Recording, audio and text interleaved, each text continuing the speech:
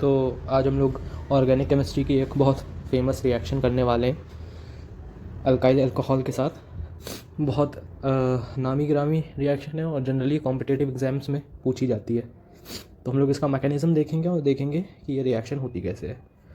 इसमें हम लोग लेते हैं एक अल्काइल अल्कोहल RCH2OH। ये हमारा एक अल्काइल अल्कोहल है। R हमारा कोई भी अल्काइल ग्रुप है, लगा सकते हैं वहाँ पे कार्बन की बड़ी बड़ी चेन्स। और उसके साथ हम लोग लेंगे SOCl2। अगर आप लोग भूल रहे हो कि SOCl2 कैसा दिखता है, तो SOCl2 का स्ट्रक्चर हम लोगों को इनऑर्गेनिक में पढ़ने को मिलता है जब हम लोग केमिकल बॉन्डिंग पढ़ते हैं। कुछ इस तरीके का स्ट्रक्चर होता है। 4 बॉन्ड जैसे कार्बन बना सकता है वैसे सल्फ़र भी 4 बॉन्ड बना सकता है। तो अब यहाँ पर से ये रिएक्शन 2 हिस्सों में बढ़ जाती है। एक बार हम लोग लेते हैं ईथर को एज अ सॉल्वेंट यूज़ करते हैं। फिर हम लोगों को यहाँ पर ये CH2 को हटा के Cl मिल जाता है। CH2 के बाद OH को हटा के हमें यहाँ पे Cl मिल जाता है, क्लोरीन। और हमारा बचा हुआ SO2Cl2 गैस जो होती है वो उड़ जाती है। और ये जो हमारा है जैसा हमने डाला था उसी ओरिएंटेशन में मिला है, तो हम लोग इस प्रोडक्ट को रिटेंशन बोलते हैं। और जो दूसरा तरफ है, इधर हम लोग लेते हैं पाइरीडीन। पाइरीडीन अगर आप लोगों ने सुना हो तो बहुत एक अच्छा बेस माना जाता है, खासकर ऑर्गेनिक केमिस्ट्री में। तो जैसा स्ट्रक्चर होता है बेंजीन पे एक जगह पे हेट्रोसाइक्लिक है स्पीशीज़ और एरोमेटिक भी होती है। हकल्स रूल से आप पता कर सकते हैं कि एरोमेटिक होती है कि नहीं। तो यहाँ पे एक ख़ास बात ये है कि यहाँ पे ये इन्वर्जन टाइप का प्रोडक्ट बनता है।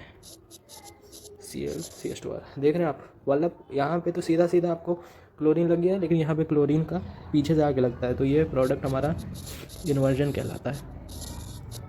और साथ में हमें मिलता है SO2 और HCl, ये हमारा बढ़ जाता है। अब ये जो दूसरी पाइरीडीन वाली रिएक्शन है बहुत फेमस रिएक्शन है। इसका हम लोग एक बार मैकेनिज़्म देख लेते हैं कैसे होती है। तो बहुत ज़्यादा इंपॉर्टेंट रिएक्शन है मैकेनिज़्म।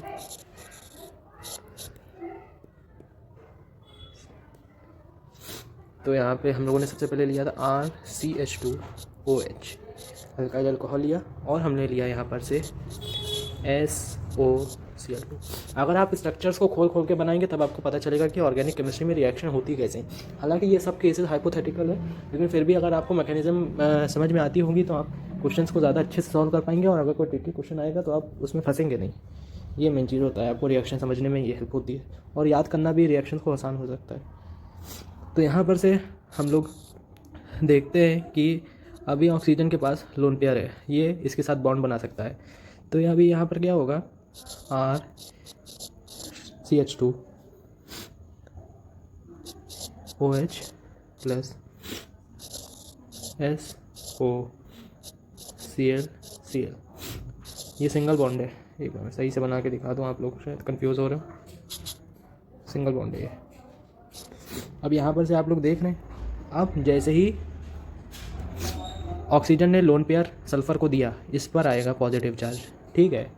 अब यहाँ पे ये पहले बॉन्ड डबल बॉन्ड बनाया हुआ था सल्फ़र ऑक्सीजन के साथ।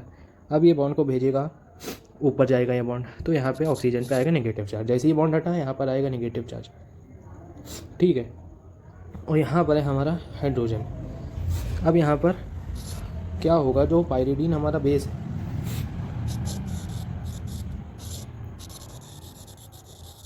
जो पाइरीडीन बेस है ये हाइड्रोजन को अटैक करेगा अपनी तरफ, और यहाँ पर से Cl जाएगा निकल। तो अब आगे की रिएक्शन क्या होगी, जैसे ही वो रिएक्ट करेगा तो यहाँ पर हमारे पास हो जाएगा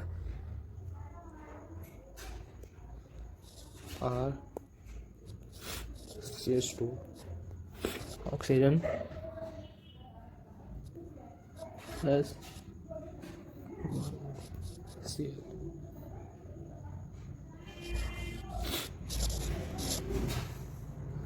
अभी जैसे हमने देखा कि यहाँ पर जब पॉजिटिव चार्ज आ गया तो पॉजिटिव चार्ज, एक तो इलेक्ट्रोनेगेटिव एटम के ऊपर पॉजिटिव चार्ज, ऑक्सीजन वैसे ही इलेक्ट्रोनेगेटिव है, अपने ऊपर नेगेटिव चार्ज ज़्यादा पसंद करता है, उसके ऊपर आपने पॉजिटिव चार्ज दे दिया तो वो तो यहाँ पर से हाइड्रोजन को हटाएगा ही, क्योंकि उसको अपना चार्ज ये हटाना है, वापस से न्यूट्रल स्पीशीज़ होना है।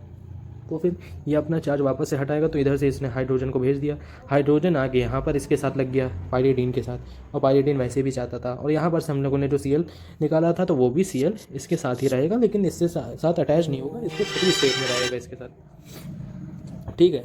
और फिर क्या होगा, और फिर आगे के रिएक्शन में क्या होगा कि आप ये देख रहे हैं यहाँ पर कि ये चीज़ देखो कितनी बढ़िया कॉन्जुगेशन यहाँ पे मिल रही है।